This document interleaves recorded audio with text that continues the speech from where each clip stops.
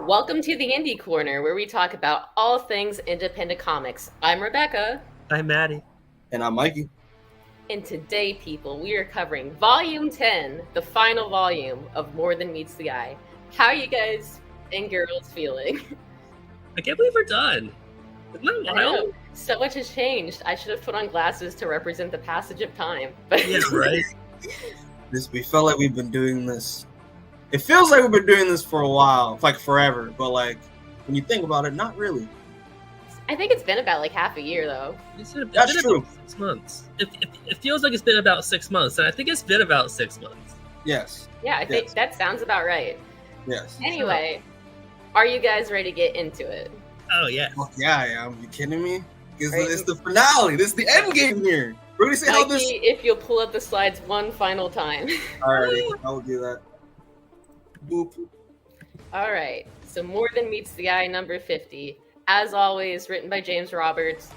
The art for this issue is done by Alex Milne and Brian Shearer, with Brendan Cahill doing the backup strip in this. And I'll say this right off rip, right? Alex Milne, I applaud you. You have improved. This is the final evolution of Alex Milne's art. It's good. It's really good. So I just want to put that out just off rip. If he dipped on the last issue, we'd just be silent right now. I've always liked it. Anyway, let's hop right into this. We open this volume with Transformers all across the galaxy receiving a message from our Lost Light crew.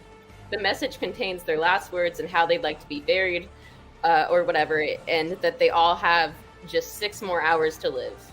Upon receiving this message, Optimus Prime wants to go send help immediately, but as he's informed that the signal just came in, it was sent 3 weeks ago. Cut to 3 weeks ago, things are looking great. Our heroes are heroing and manage to liberate an alien planet.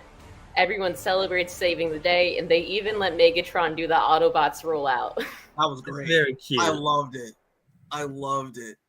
There's good Megatron shit in this volume, I'm just going to say. I can't wait to talk about that. Later, back on the Lost Light, Megatron's giving a class trying to dig through information to find clues for their quest when he brings up a particular symbol. Skids immediately recognizes it from the time he talked to a weird ball of light back in Volume 5, and Nautica chimes in that it's some sort of coat of arms, with the group eventually reaching the conclusion that the Knights of Cybertron was made up of different clans, and there may be more maps made by different clans out there. Just then, Megatron gets a case of the shakes, and when Minimus goes to check on him, he punches him across the room. Horrified at his actions, Megatron dismisses the class as he leaves. Cut to the medbay, Velocity examines Megatron, and he complains that the fool's energon he's forced to take isn't doing him any good. Velocity asks if he's noticed any side effects of taking it, as in extreme cases it can change your entire personality, though he answers no. She also notes that Megatron has a bunch of dents in his head, and he says he did it to himself not long ago because he heard a bunch of voices screaming. Velocity suggests it's stress-related, but Megatron says that can't be the case because he's never been happier. Here's the thing, right? When I was reading this, I was like, what kind of drug can I make that, like, can I compare the faux energon to? I was like, I don't know what to, like, I was trying to make it like what's a drug that I can compare this shit to? I think they should have gave him space weed. Space, okay. Okay, that works. Later, Rodimus calls a ship meeting, and we learn Megatron wasn't the only one hearing voices. It seems everyone's received a personalized, traumatic message to their heads via a signal. Though weak, the ship is able to trace the signal, and Rodimus suggests he and his team go investigate so they can shut it down before it happens again. Taking the Rod Pod, pretty much all of the characters we care about head on out to what they think is going to be a nice day trip. The Rod Pod's only loaded to do 2 teleporting jumps meant for there and back, so they use their first jump to follow the signal and determine they somehow ended up inside a massive hollow space inside the planet, and then they use their second jump to land on the planet's surface, only to realize they're back on the Necrobots planet. Suddenly, the crew is ambushed by a fleet of Decepticons. Out of jumps and unable to outrun their enemies, they try to call the Lost Light to pick them up, but get no response and crash land the Rod Pod near the Necrobots' fortress. Narrowly avoiding enemy fire, the crew manages to make it inside safe, but quickly see the necrobot who once resided here is dead, more specifically, murdered. Upon investigation, they figure out that the necrobot sent a literal distress signal they all heard earlier as a way to ward them off from coming to the planet, as it appears that someone wanted to lure them here. Additionally, Ravage goes out to see who they're facing, and Rewind manages to contact the Lost Light. Unfortunately, it turns out that Getaway was the one who picked up, and it's revealed that him and the rest of the crew back on the Lost Light are staging a coup. So they knew about where the signal led and wanted to get rid of all the people who were too buddy-buddy with Megatron. Swerve speaks up and is like, okay, but why am I being dragged into this? I never talked about Megatron. And Getaway says, using his memory eraser gun, he asked everybody where they'd stand on the coup, and if they weren't with him, he counted them as against them. Also, Getaway adds Megatron isn't the only problem. Rodimus is also a bad captain, something that he knew since he first saw the Rod Pod. What a fool. Oh my gosh. So Getaway hangs up on the gang, saying if they do as their aggressors say, no one will get hurt. Well, except for one of them. And as he says that, we learn hundreds of Decepticons and the DJD are here, and this may be how it ends for our heroes. End of issue 50. So what do we think? I love this page so much. I thought it was so cool to see all the DJD characters on the top, and then all of the Lost Light characters on the bottom. It was so cool. It was so fun. I also want to make a note that I love how Swerve, like, while they're getting attacked by all these Decepticons, like the ships, right?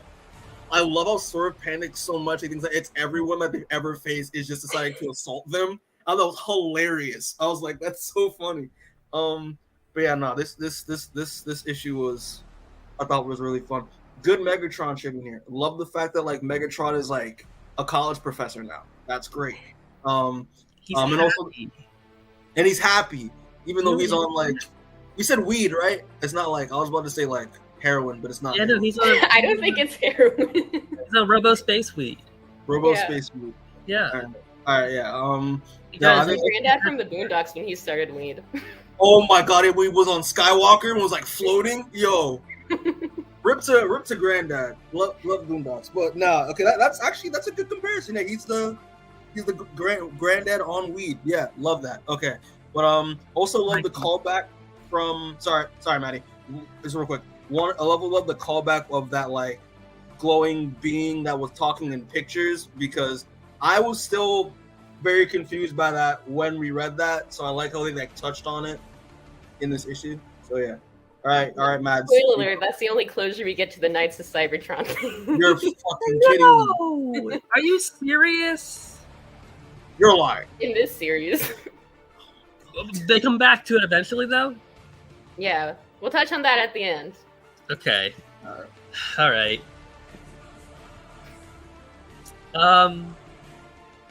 This issue was long. I think it was double length. But I don't know. It feels like we're moving into it feels like we're moving into the end game, because I guess that's exactly what it is. That's what it is. Yeah, I don't know. I don't have any more thoughts. Yeah, it's mostly set up. Sorry to cut you off, Mikey. It's cool. I like the twist with Getaway. I thought that was kind of fun, even though That it was is a cool. little shoehorned. I thought it was cool. I mean, like, yeah, it was very shoehorned, and it was like, it felt like we like needed a big bag to like another villain to like wrap this arc. But like, I thought it was like that was good. I was like, that makes sense. And like, it also calls back to like when he talked about Leia, like I was asking these two questions, and he did that like a volume or two ago. So like, I like that little like tie around to that. But yeah, this volume was good. I liked it. It also was kind of weird because like last volume, at the end of last volume, we saw them all like go in a fucking melting pot. So seeing them just alive again, I was like, what? Ugh. That was a flashback, Mikey. That was Was it. flashback? And never mind then. All right. Also, yeah. check private chat. Okay. Word. Okay, now before we move on to the next issue, wait a second. because we have a little side story in this too. So Didn't I'm read it. very much skimming over this. Neither. But also included in this issue is a bonus story that, like I said, I'm not going to go over because nothing really happens. Okay, good. But basically, it's our crew briefly traveling back in time where they can look but not interact with anything. And we see all the crew we've lost along this journey one last time and just some little extra character moments. Also, I've included the most important panel where you actually see Ambulon turn into a leg. Yes! Oh, shit!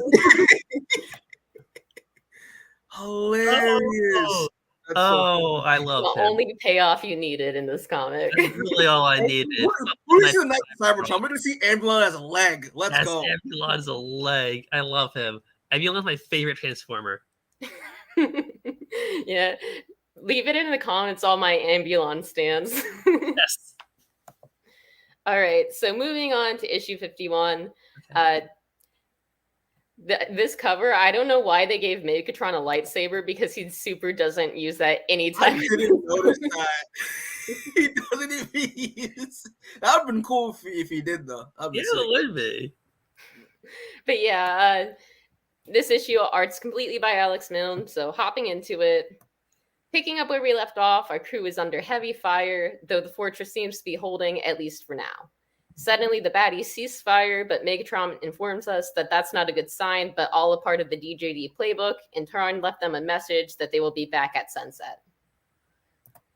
With sunset 8 hours away, Rodimus orders everyone to search the fortress top to bottom to find anything that can help them run, fight, or hide.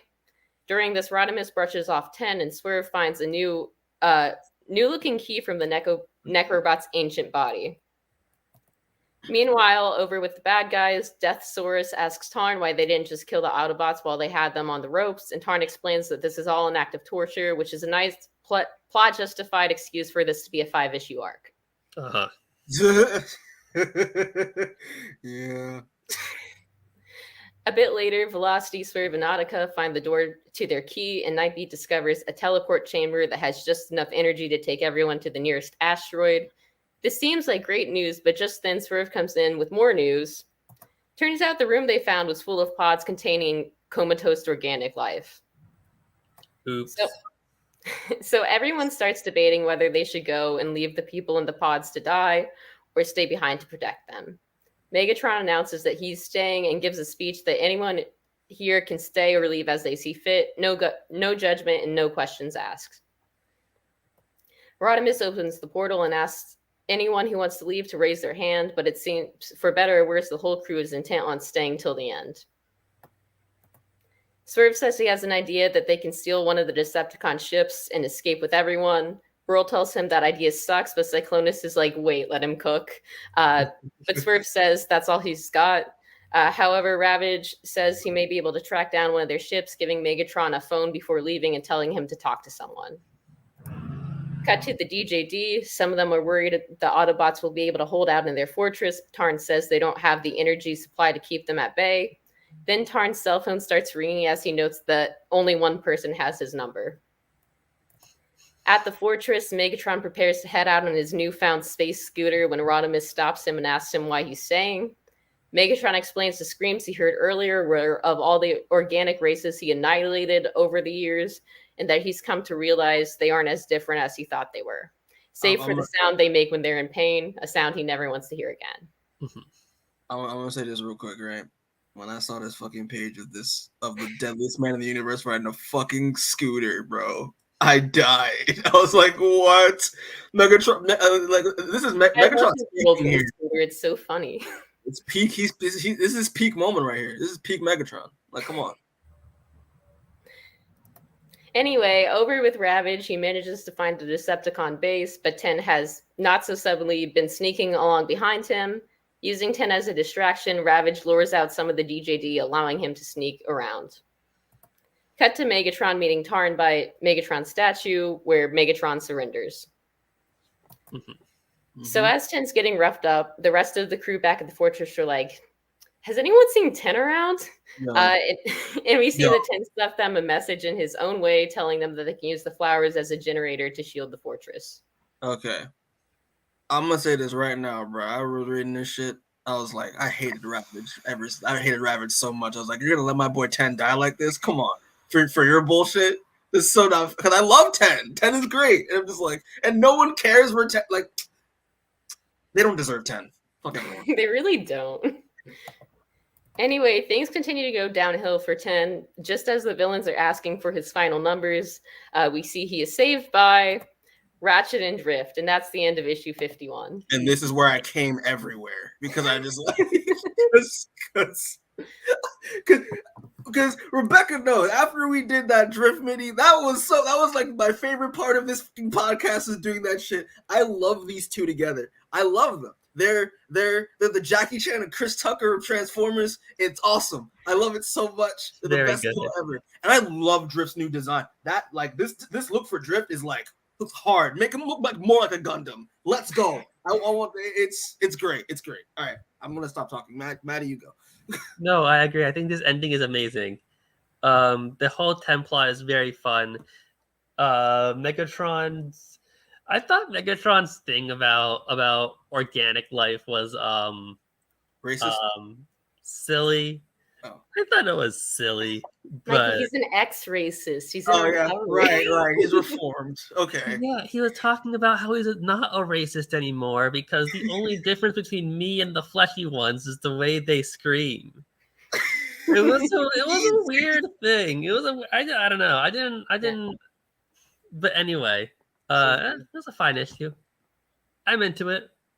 Yeah. Tarn sucks. I don't care about Tarn. I feel like the next couple of issues are stronger. Again, this is still more like setup for what we're doing here, but I like how it's starting to tie together. I like that they bring Ratchet and Drift back. That's a good way to tie in the characters left back into the book in the final like moments of it, I guess. Yes. Maddie, did you read the Drift mini even though you weren't here? I didn't. Did you watch our video? Watched you at least? I was going to, but then instead I didn't. Shame. Why are you here? No, I know. But come on, like they're the Spike Spiegel and Jet Black of the Transformers universe. Come on, you gotta. It's so. At the very least, I will watch the video. Okay, that's fair. He's lying because he doesn't have. Or I'm sorry, she's lying because she doesn't have to talk about this ever again. Anyway. If that's all our thoughts, then we'll move on to issue 52. This cover goes so fucking hard. Dude, I love it. Good. I was like, oof, man. Stuff's happening here. Look at this man with his head dented in and shit and blood everywhere and shit. This book is for children. Like this book is for kids. And like low key. 12, 13. But like still, it's pretty brutal for like I don't think get away with it because like it's robots, so not like actual people, but it's just damn, it's a little much. Like the only difference between robots and actual people is the way they scream. Yeah, right, of course. Yeah. So Ratchet and Drift show up to save the day. However, the group is still massively outnumbered. Drift tries to turn things in their favor by taking the DJD's dog as a hostage. But while this works momentarily, the baddies just end up pulling guns on them. Luckily for them, Ravage then shows up piloting Drift's ship, picks up the gang plus the dog, and manages off-panel to bring the ship down near the fortress. Over with Megatron, as mentioned last issue, he surrenders, though only on the condition that Tarn let everyone else live. Then they get into this long conversation about Megatron defecting, and while Tarn's dick riding the person Megatron used to be, Megatron says he went too far and wasted his wife. Tarn asked him if all the people who followed him and died for his cause wasted their lives, and Megatron kind of dodges the subject. Mm-hmm. Tarn then asked if there's anything Megatron doesn't regret, and he says he doesn't know. Eventually, Tarn gets tired of Megatron doing his sad old man routine and starts beating the shit out of him, demanding Megatron fight back, which he refuses, though he's taking the beating like a champ. Oh man, he's just taking it. Rebecca, go back to the previous slide though, real quick. So I'm gonna know. I always I'm happy that we're seeing this field again because I love that image. It's such a great backdrop to all this. I love it.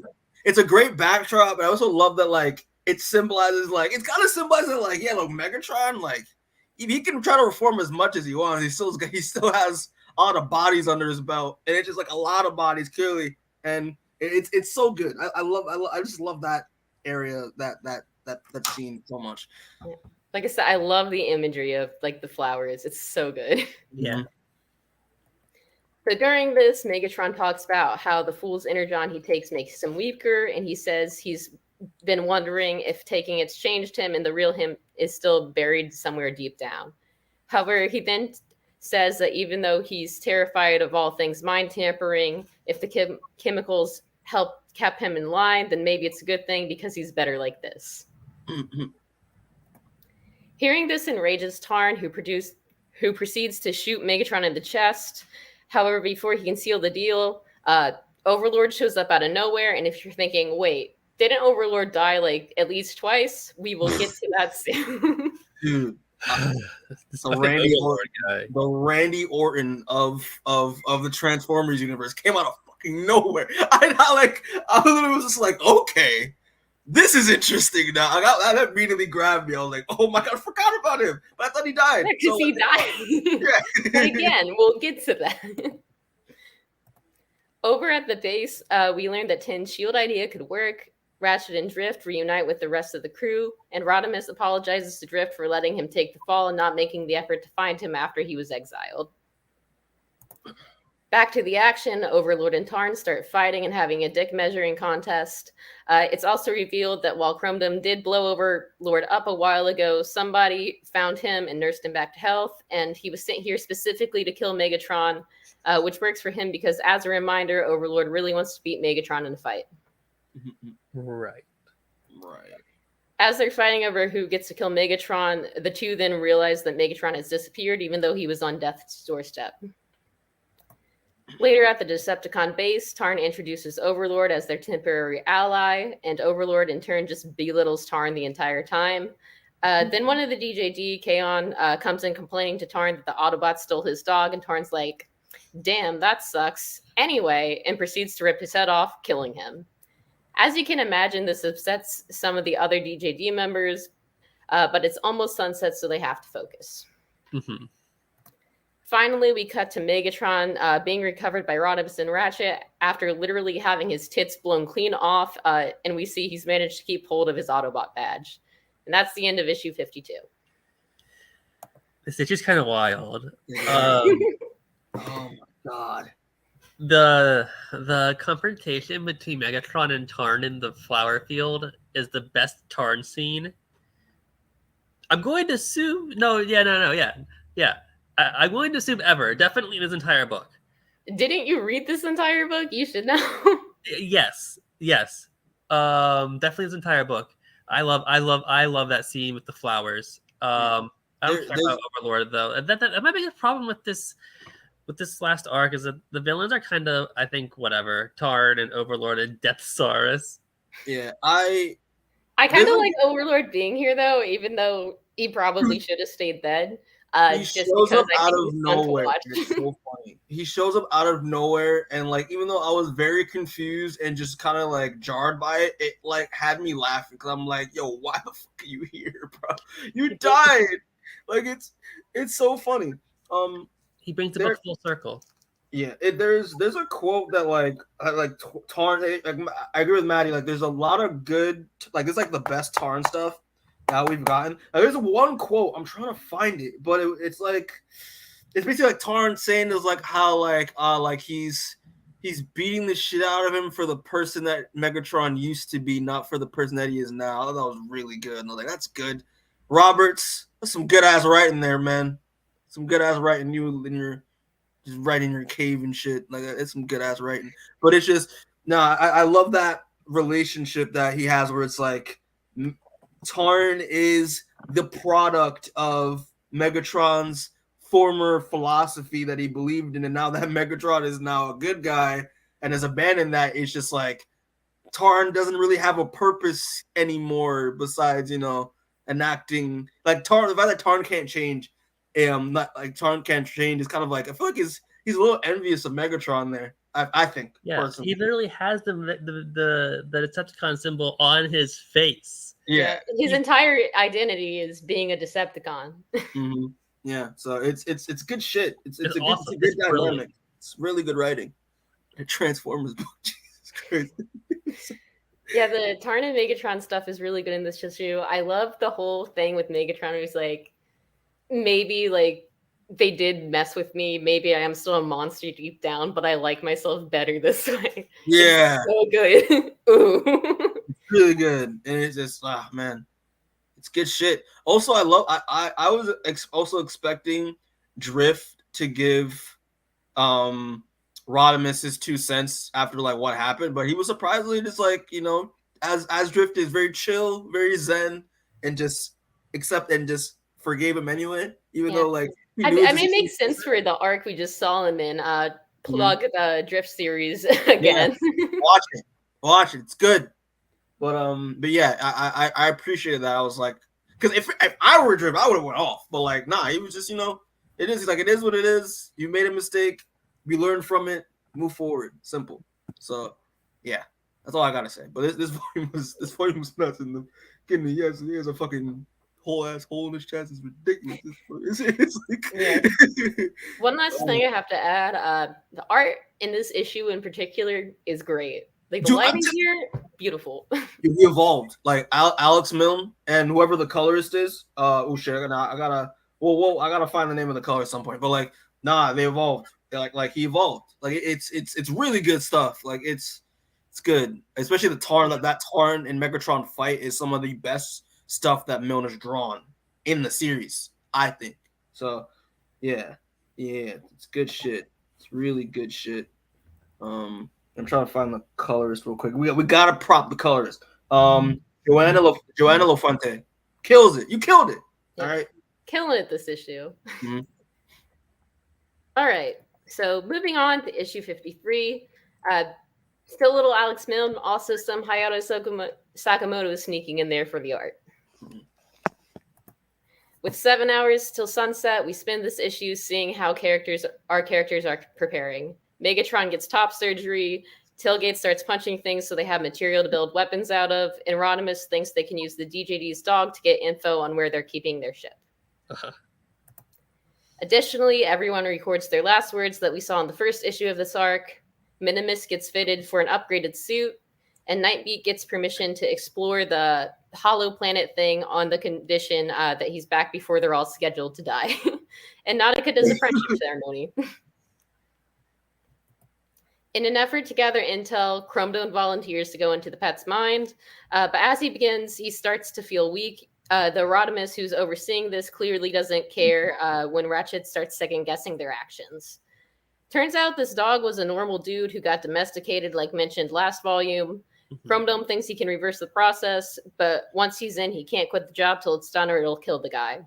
While this is happening, Minimus mentions that, like him, his brother was also a very short guy who wore armor to hide this fact.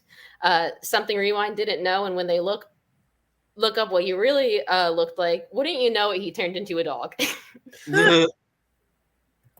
So the parties have the same realization. The dog, their mind reading is really Dominus Ambus. He's Agent 13 who infiltrated the DJD, and this is why he went missing for so long. Mm-hmm. Rewind shows up at the makeshift medbay, punches Rodimus, and sees Chromedome is basically offering up his own life to save Dominus, Rewind's first love, since, quote, there's never been room for both of them in Rewind's life. Then in a great parallel to Rewind 1's death, Rewind cuts off Chromedome's arm, kind of again, saving his life, though killing Dominus in the process, saying it's not Chromedome's choice to make. Skipping to 30 minutes before sunset, we see the Decepticon Arnie is right at the fortress. Cyclonus and Whirl are setting up guns to hopefully cut down their enemies. Whirl keeps pestering Cyclonus about his relationship status, and Cyclonus is like, I don't do labels, even though him and Tailgate are basically dating, and Cyclonus gives him the go-ahead for them to start shooting bad guys. Unfortunately, it turns out that the shield works both ways, meaning they can't fight back until the shields go down. Rodimus suggests that maybe it's better to just go out fighting right away then. Then Megatron shows up, looking healthy, and Rodimus gives him a fusion cannon, which is Megatron's signature weapon to help them fight. He refuses to wear it, though, reiterating that he's renounced violence. Rodimus tells him that it doesn't mean he can chicken out when they're about to be massacred. And Megatron says he's not strong enough to fight, and more importantly, he's scared. To which Rodimus is like, "Read the goddamn room," but Megs doesn't care and bitches out. Mm-hmm. And then Brainstorm reveals the new and improved Ultra Magnus. Bro, pimped out. Yo, like Exhibit did his shit, man. Awesome. Oh my god. Loved Stocky it. as fuck. Like, were you gonna say something? yeah, he's like he turned into freaking Diamond Dame, freaking turned Jonathan Majors a brick wall. It's ridiculous. It's crazy. Yeah. So Skids notes the Nightbeat and Wrong, who came along for Nightbeat's final mystery, aren't back yet, and the crew minus Megatron share one last group hug. And heading out to battle, we end issue 53. This is a grab bag of an issue. It's trying to wrap up some of the loose ends we had. Yeah. Some of which I care more about than others. Hiya, Jay. Anyway, yeah, I've never really cared about Chrome Dome and Rewind's relationship, honestly. Yeah, we talked about that last volume too. Like, I think it's fine, but I don't think there's enough there that I really am all that invested. Like, I think how they do tie everything up in a nice little bow is fine. I think that's good. But like I said, I'm not really invested in the relationship drama around that. Yeah, it definitely could have been. It could have been fleshed out a little bit more in terms of their relationship, because we kind of just we kind of just been thrusted into it and just have are forced to accept it, but we don't really have any that much emotional weight. I know they've tried. Jack Roberts has tried to do it throughout the entire series, but it's just, I don't know, there's something missing between the again two. I don't feel like he's good at writing relationships. I don't think that's his strong suit. At least romantic ones. Mm-hmm. Right. Because the relationship between Megatron and Rodimus is really great. In this issue, I love when he tried to give him the plasma cannon and Megatron was a real crybaby about it. I like the end of this issue. Mm-hmm. And it's great that we resolved the Agent 13.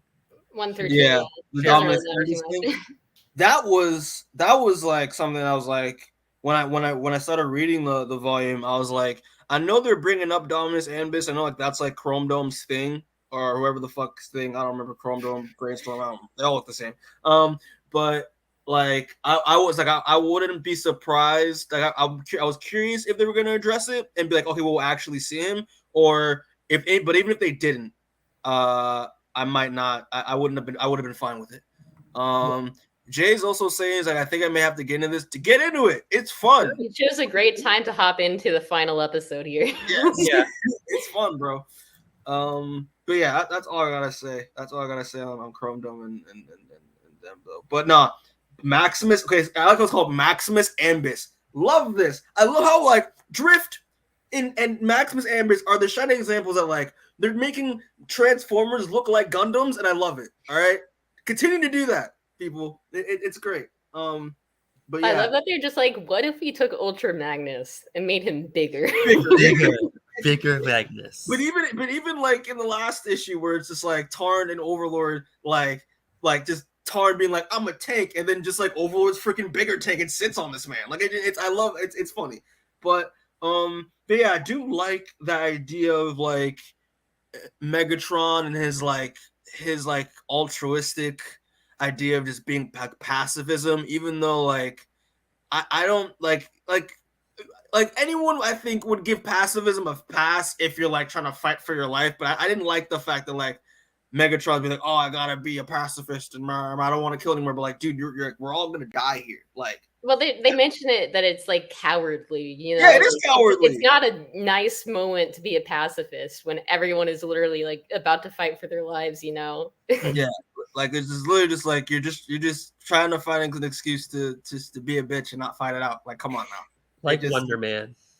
Like Wonder Man. Yes, Matt. Wonder Man. Yes, Maddie. Right. Wonder Man.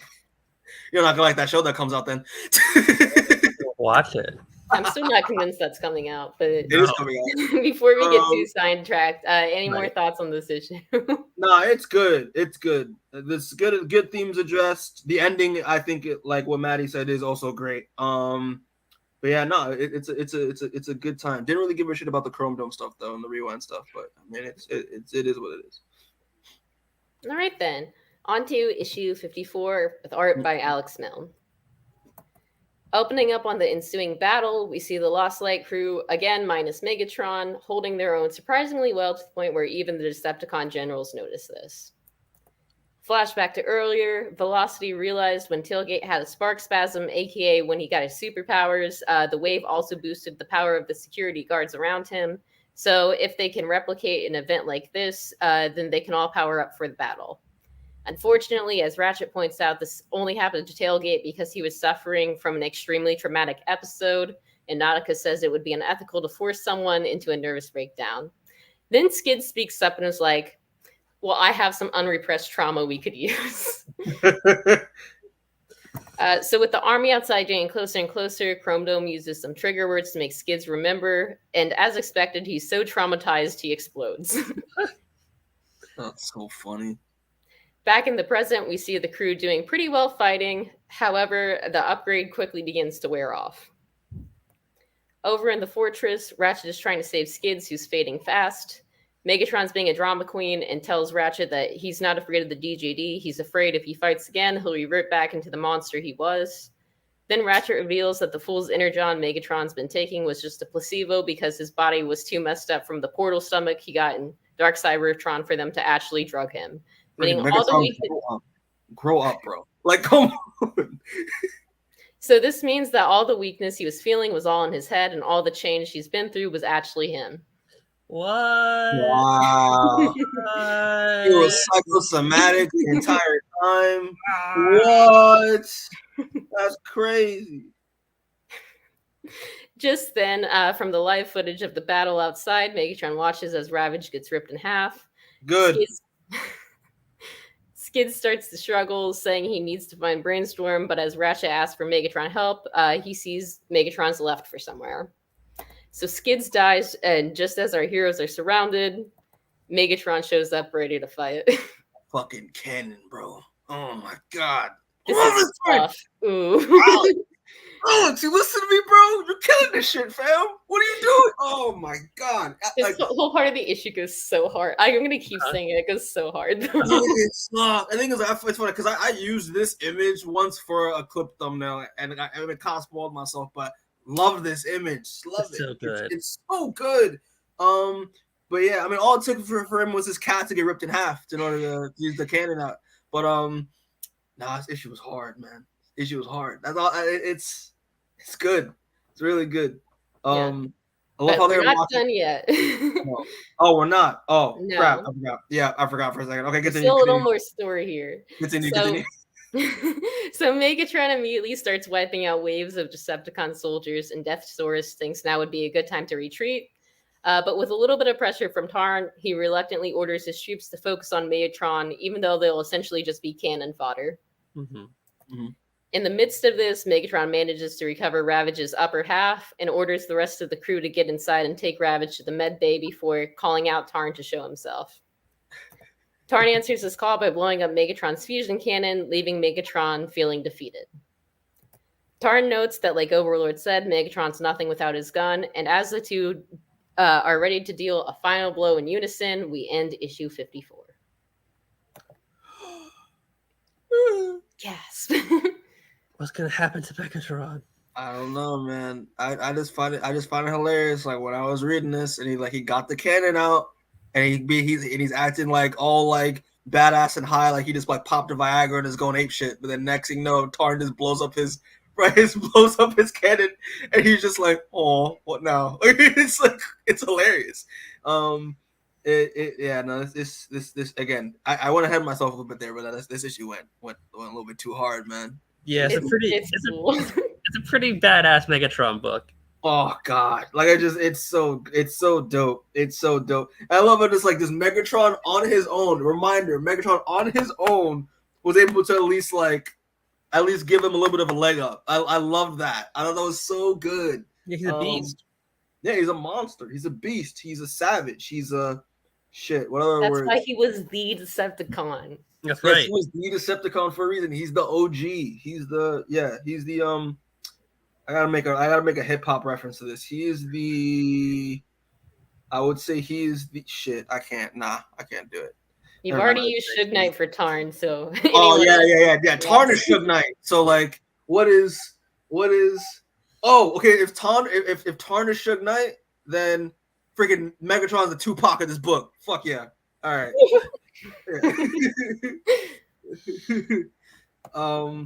But yeah, listen, it's Ravage. I kind of laughed when Ravage died because when he got ripped in half because he deserved it because he tried to use my boy 10 as a distraction so he could do his shit, and I did not like that. Rubbed me the wrong way, so he deserved what he got.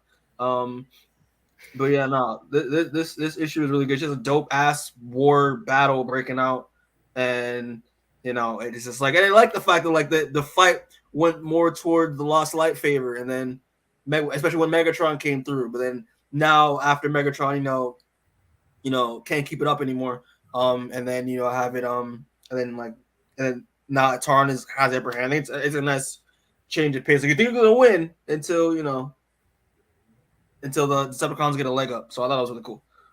Yeah, I mean this whole arc is very clearly a Megatron arc, and all the stuff with Megatron is fantastic in this. What has Rodimus done? What has he done? What does he ever do? Yeah. Nothing. Rodimus hasn't done a single thing in 55 issues.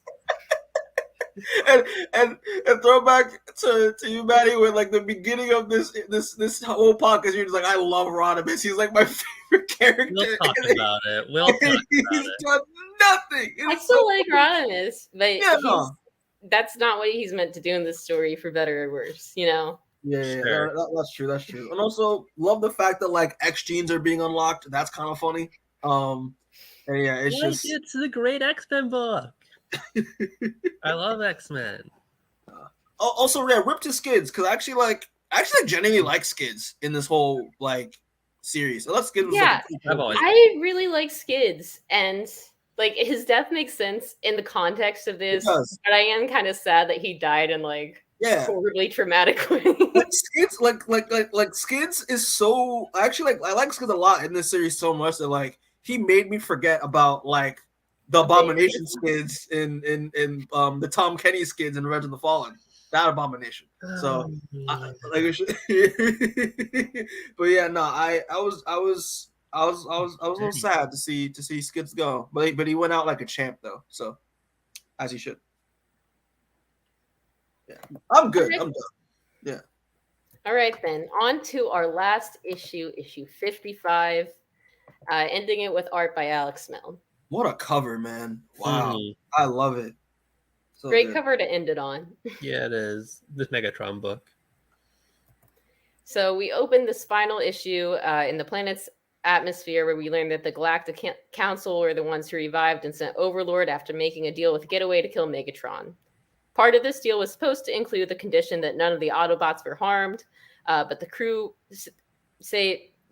the crew saved an organic planet in an earlier issue, they're not intervening to save them as punishment for diminishing their authority. Back down below, we see right before he was shot, Megatron put up a force field using tech he stole from Trailcutter's corpse. Fucking hell. Jesus. Fucking Trailblazer. Dude, man. Trailblazer, whatever his the hell. final contribution to the book. That is so dark, man. This is some DC Universe shit. This is nuts. All right.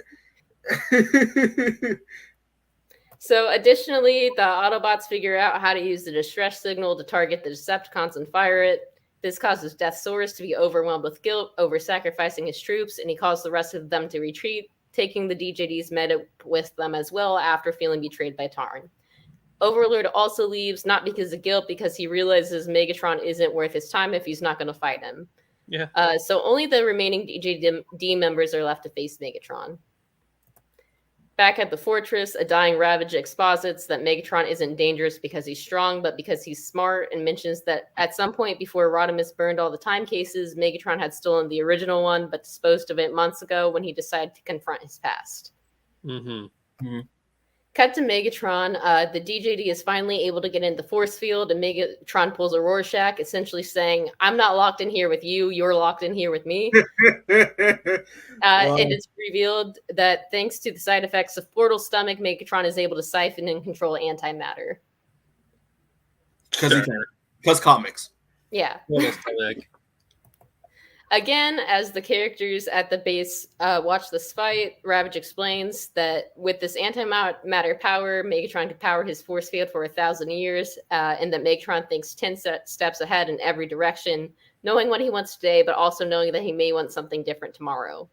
Because of this way of thinking, for the past year in comic time, Megatron's been training in secret to be able to make a connection to a black hole. And earlier today, he pulled out Whirl's arm that his portal stomach swallowed back in Volume 6. Then Brainstorm chimes in, mentioning that antimatter is very volatile and could explode half the planet, or as Ravage points out, everything within the panic bubble. Speaking of, Megatron starts to use his antimatter powers to rip apart the DJD, telling him he's shutting them down and that today they're going to die by their birth names. One by one, the group is obliterated, leaving Tarn for last. Tarn, being the little bitch that he is, pleads Megatron to be reasonable, but Megatron replies saying Getaway had the right idea about no mercy. Mm-hmm. Tarn says at least he'll die a Decepticon, and Megatron swipes his mask and says they both will. Over at the Fortress, Roller, who disappeared during the time travel arc, and a bunch of other unknowns show up, and Rodimus notices he's carrying a time case. Who? We'll get to it. Cut back to Megatron. We learned Tarn's real name is Glitch, who was like the least important member of Optimus Prime's X-Men team from back in the day. Huh? Hilarious. It's so funny. And Megatron kills him, telling him everything you did was for nothing. Just then, Rodimus appears using the time case as a teleporter, telling Megatron to take his hand and come back with him before the panic bubble explodes, as Megatron just looks at him.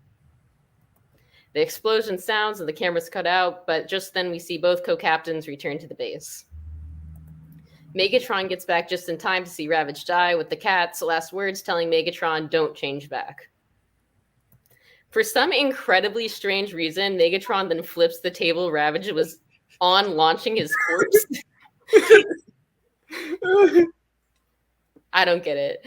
Ratchet tries to calm Meigs down and remove his weapons, but he refuses until he hears someone's voice, and we see his old friend Terminus is somehow here and healthy.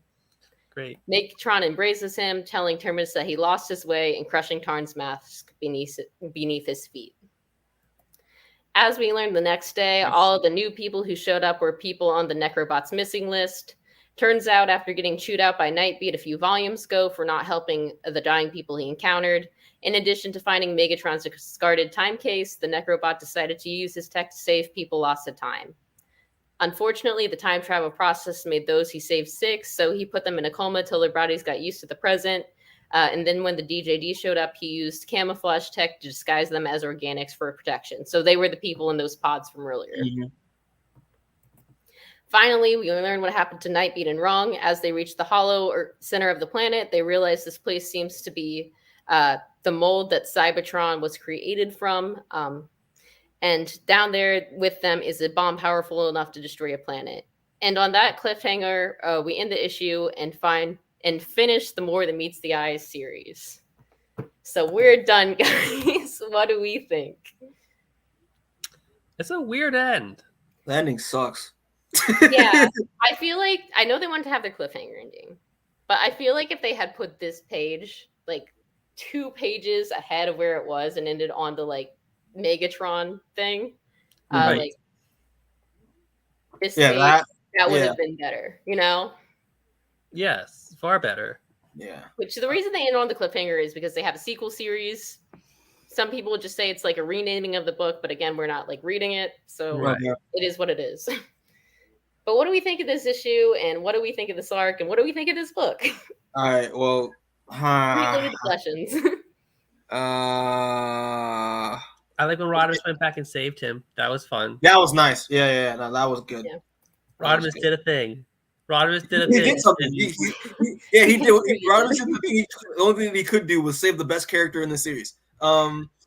It was good. I just think it's so funny. Like, you know, we know it's an X-Men book. Yeah, just like Megatron unlocked another X gene. Yay, let's go. Which was like, I'm trying to find like Maddie, what's a comic book character we can compare Megatron with in terms of like this new power? I'm trying to think. I was trying to think like while I was reading It's not it. Magneto. Not Magneto. No. What? I think it's Magneto. Really? Okay. I think Megatron is Magneto. Okay. Pretty much. But Yeah. Megatron killing the entire DJD is so cool. I love that. awesome. It's so cool. Really He can good. just control like he can just control antimatter now, just cause comics. Why not?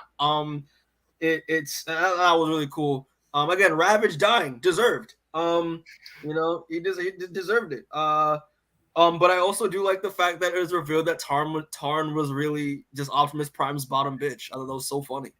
Like I don't know, Yeah. I was like, I feel like that's like a little like we were talking about it, I think last volume or 2 volumes ago. It's weird that it is weird. they set up Tarn as a reveal, but all you get is that he was a background character we've seen before. Mhm. You know, like I was reading apparently when this was coming out, people thought it was like Roller who was going to be Tarn, and that would make sense because they established him and like we Mhm. knew he was missing, and you can like fill in the blanks there if you want a story. Yeah. So I guess that was just a red herring, but it would have made more narrative sense. Yeah. For Tarn to have been someone we at least knew, like in some context, outside of just being a named background character. It kind of feels that way. That it's like maybe that Tarn was maybe supposed to be Roller, but then maybe James Roberts had like second thoughts and was like, "Nah, I'm gonna make him like this character that like no one cares about." I don't know. We'll see. James Roberts, I will ask you this question when we get you on the show at some point. I will. Yeah, But- Tarn's whatever. Tarn was always a loser, and then it turned out the reveal was that he was a loser. Yeah. Well, when you put it Whatever. like that, it sounds better. Yeah. But yeah, I mean, but this issue was good. I mean, like at least like the first like it just everything besides the ending I thought was good. Yeah, like I said, if you just move that last page a few pages up, I think it would have worked better. Yeah. Mhm. Yeah. I think this arc is kind of a microcosm of the entire book, because we mention the Knights of Cybertron a little bit at the beginning, and then we spend the rest of the time talking about how goddamn cool Megatron is. Yeah. And I love that. And I love Megatron. And Megatron as an Autobot is amazing. But also, hey, what happened to the Knights of Cybertron? Hey, what happened to Rodimus being the main character of this book? So I don't know. I don't know if we want to get into final thoughts about the series quite yet or not, but Oh, okay. I'll turn that off then. Hold on. I don't know. I don't know. It's just I don't know. This volume I thought was good. I thought it genuinely was good, except for great. yeah. So I thought it was really good. There's some things that get lost on me when I read it, but especially because there's some callbacks that are such deep cuts that I'm just like, I forgot this happened. Like I forgot Roller existed, man. Like I honestly forgot Roller was there. Was that like when Roller came out? I was like, who's he's the not person? meant to be important. It's just another like loose end we're bringing back into this to have our like happy end. Yeah, but then, but at the same time, like even though like Tarn was, I guess yeah, pretty much like Tarn was the villain. Shoehorning Getaway, like I thought was fine, but like you could have taken Getaway out. Well, the Getaway stuff is just there to corner our characters so they have to deal with the situation. You know. Yeah, true. But yeah, no, I thought the volume was really good. It was a lot of fun, and yeah, it was a lot of fun. Great action, great. The artist is again Milne's best is his best. So, but yeah, no, it's funny though. Like most of the book is just like, are we gonna get what Maddie's at? Are we ever gonna get to the Knights of Cybertron? No, but we're gonna talk about how great Megatron is, and it's just like, yeah, like it's fine. Well, like, do we want to talk about the series as a whole? I mean, let's talk about the series. That's final thoughts. Then that means the Linkin Park's gonna come on, Maddie. Hold on. It seems okay. Go ahead.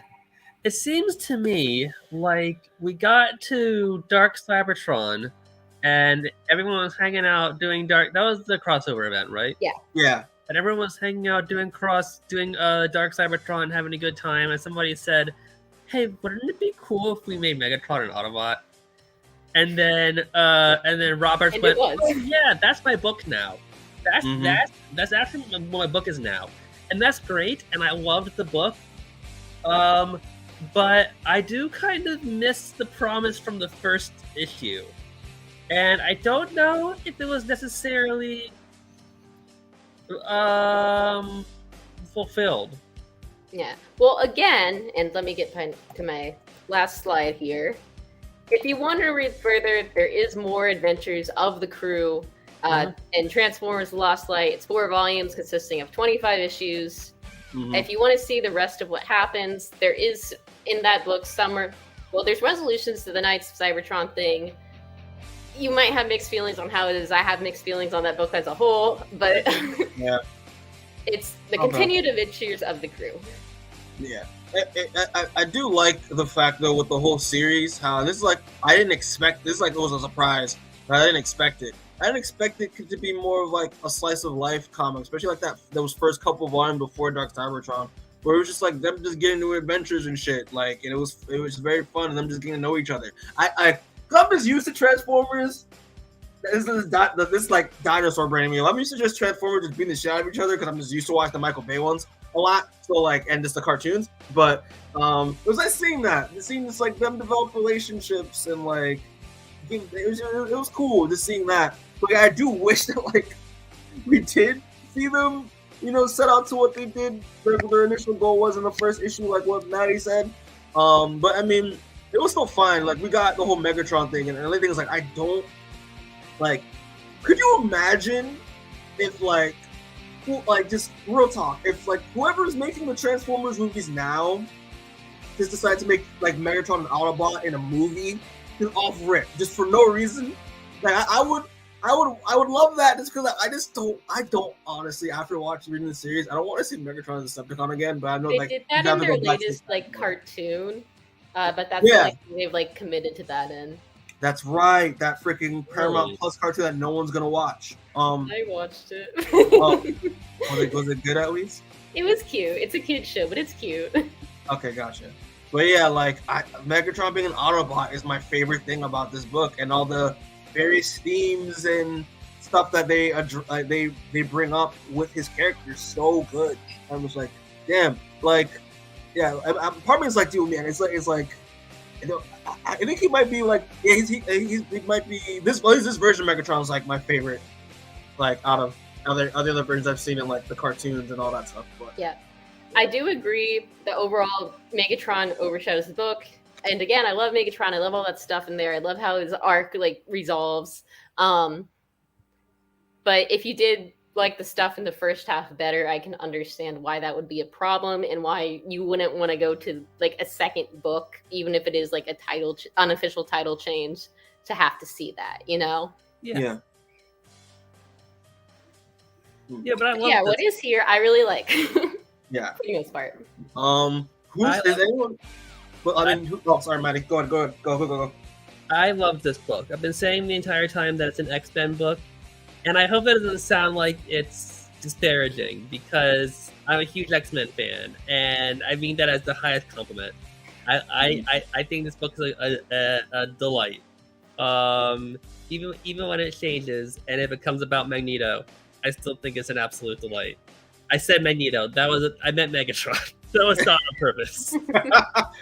But no, I thought this book was an absolute delight, and I'm so happy you shared it with us. Okay. I'm so glad you guys actually read it. That's the first issue. Well, I read. And now you never have to hear me talk about Transformers again, unless the next movie is good. No. We're gonna do We're gonna do the Rise of the Beast bonus episode. We're gonna do that shit. That's guaranteed. So thumbnail's already made. Yeah, the movie. Yeah, we're gonna do a review on the movie. But I will not shut up about Beast Wars, and if it's bad, I'm killing myself. Yeah, that's gonna happen. So if people want to watch this and want like an extra episode, when that movie comes out, we will do a review for it. But I actually have a question for the both of you. Besides Megatron, because he's clearly our favorite. Who's favorite Transformer? Like besides Megatron, I mean, Reed's Drift clearly, but like I also really liked think Ratchet. I actually like Ratchet for the most of this. I thought he was good. I would say probably Ratchet, Cyclonus because I'm edgy. Or Cyclonus. Those are my three favorite outside of Megatron. Might be Rodimus. Man, he's still sticking with it. He's so funny. He's so funny. He's such an idiot. He's so genuine. He's such a genuine dumbass. Yeah, and he's leading a team of other dumbasses, and it's like Jesus. Yeah, I love Rodimus. Okay, all right, that's fair. I was curious. I also love 10. 10 is great. 10 can't complain about 10. Love 10. Love Swerve. I think Swerve is so much fun. I love Whirl. Whirl's a crackhead, and I love that. Whirl reminds me of myself. It's great. But yeah, no. Overall, this whole series is a surprise. A surprise for me. Also, can't forget Ultra Magnus, my boy. Oh, Ultra Magnus! I forgot about him. Yes. No, I'm referring to him as Maximus and Biss from here on out. I'm just seeing him be all stocky and sturdy. But Ultra Magnus is also great. He's such a Boy Scout. I love that a lot. But yeah, this series was a lot of fun, and I really enjoyed reading most of it.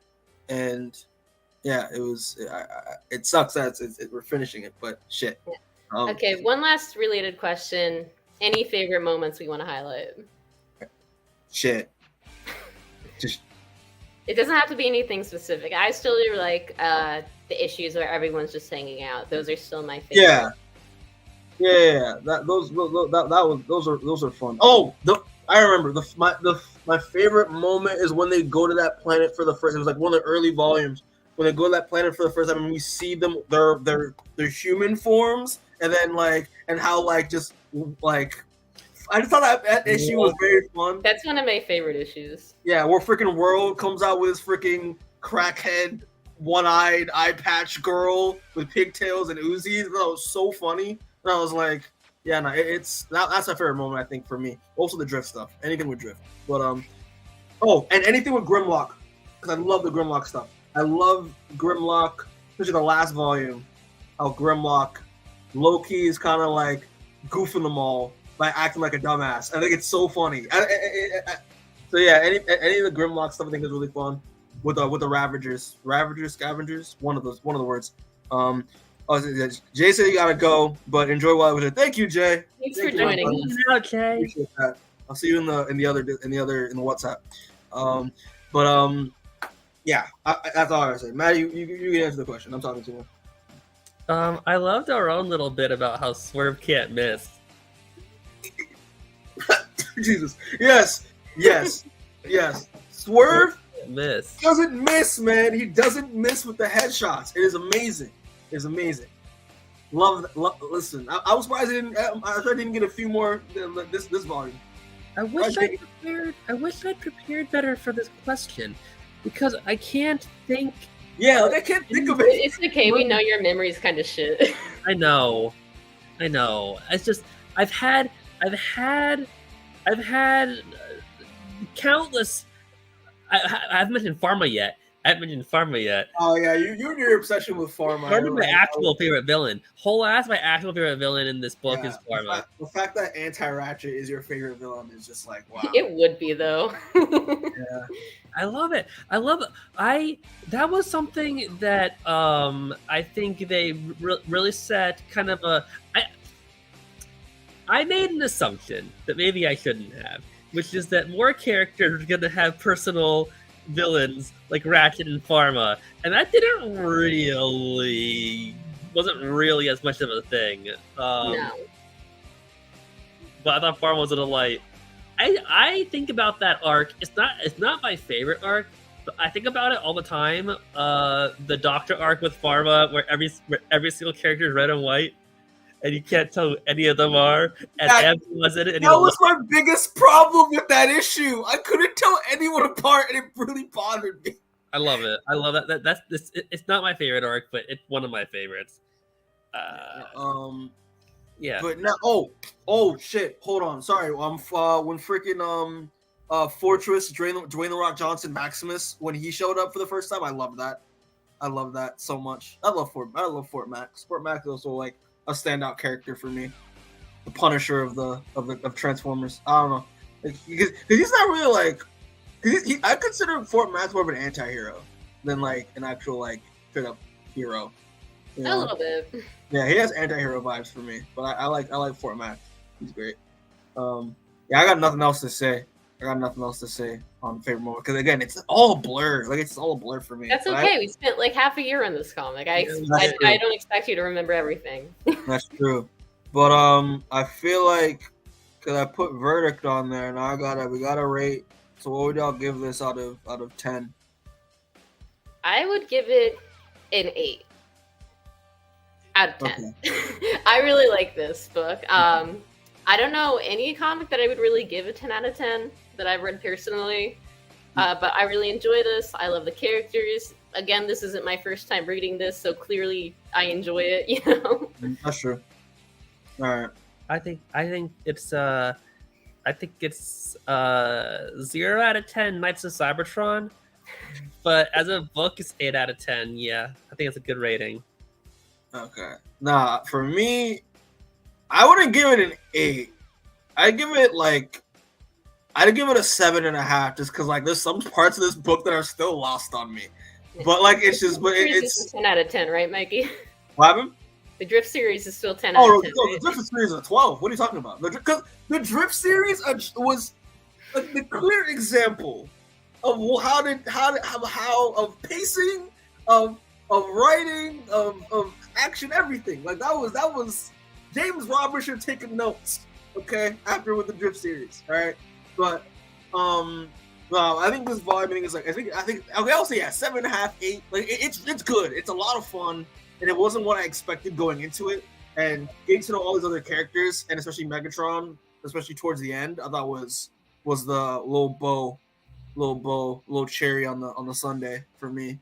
So I'll say 7.5, and then like with Drift and Megatron, it's an 8. So yeah, but yeah, are we good? Is that all good? Right? Yeah, let's wrap it up before the Linkin Park drives Maddie insane. Yeah. Okay.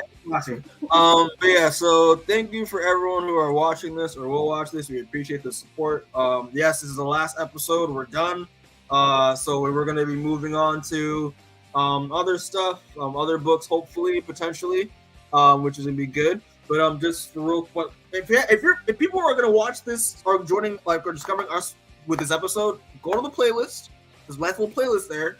Watch all the other Transformers episodes. So that's a nice little complete. So you don't have to, like, you know, I mean, if you want to go out and read this book, find it. No, support your little comic shop, find this book. Probably get on in stock. Can't find it in stores anymore. It's definitely out of print now, but oh shit, okay, do what you gotta do. Yeah, do you gotta do. If you want to read it, please read it. You know, it's a really good book. We want you to support it and get it in your hands. But if you want to just watch it and hear us talk about it for like, you know, how many hours, then check out the playlist. Also James Roberts, I'm being serious, we're gonna interview. We have so many questions after reading this. Roberts, I know you watch our show. Yeah, we know you watch. What are you doing? Like, come on, you know, like this will help you out a little bit. Just real quick plugs. Check out the Hellboy clip that I dropped, which I thought was a lot of fun to do, talking about the new Hellboy reboot and our thoughts on that. Check out the most recent After Dark, where we talked about Hellboy, Suicide Squad game, The Last of Us review. That was really good. Check out the reaction we did of The Flash, and we're expecting more reaction this week because a lot of trailers dropped today, and our big trailers dropping tomorrow. So expect the next 2 weeks to have just reactions dropping. Just real quick, because we're recording all that stuff tomorrow. Also, real quick, just a little plug, a little teaser. Because obviously if you saw the post I did earlier last month, so we're starting up our new series after not next week, but the following week, because we need a little break. People, next week we are going to be doing my favorite book ever. I'm so excited because I've been waiting to do this for a long time. So yeah, we're gonna be doing Deadly Class next 2 weeks from now. and I'm very excited. And so excited that I'm going to share you guys a little teaser of the thumbnail. This is the thumbnail for the first episode of the series. Maddie and Rebecca have seen this already, but I just want to drop it real quick. I'm very excited. And I'm very looking forward to doing this book. And yay. So that's all I got to say on that. But as always, people, we're going to head out of here. But we appreciate the support. We love you all. And we can't wait to continue more books and all this stuff. But yeah, as always, get home safe. And we'll catch y'all next time. All right. Bye-bye.